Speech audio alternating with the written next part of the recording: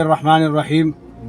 حال ہی میں آپ کو معلوم ہے کہ مفتی تقی عثمانی صاحب نے ایک ٹویٹ کیا اور اس ٹویٹ کے اندر انہوں نے ایرانی منافقانہ ذہن کو لوگوں کے سامنے پیش کی۔ انہوں نے کہا کہ یہ جو جنگ بندی تھی ایران نے جو کروائی امریکہ سے، اس میں فلسطین اور غزہ کی جنگ بندی بھی ہونی چاہیے۔ ایران نے اپنی 1400 سالہ تاریخ کو دہرایا۔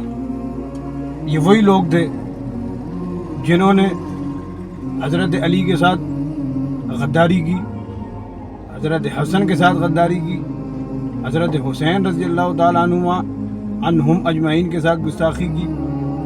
یہ سب منافق لوگ، یہ وہیں سے ابن سبا کی نسل چلی آ رہی ہے۔ یہ لوگ کبھی ملک و اسلام کے وفادار نہیں ہو سکتے، اور ہم سب کو چاہیے کہ ہم اس سازش کو سمجھیں، اور جن جن لوگوں نے بھی ایران کی حمایت کی، چاہے وہ مولوی کی صورت میں ہو، پوپ کی صورت میں ہو، پادریوں کی صورت میں ہو، جس صورت میں بھی ہو، بڑے بڑے مولویوں نے، بڑے بڑے فقہا، علامہ، فہامہ لوگوں نے بھی بڑی حمایت کی۔ ہم ایران کے ساتھ ہیں۔ ایران کے ساتھ کھڑا ہونا یہ کوئی محبت کی دلیل نہیں۔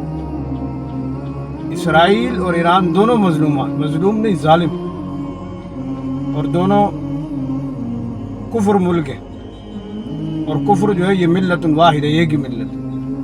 انہوں نے اپنی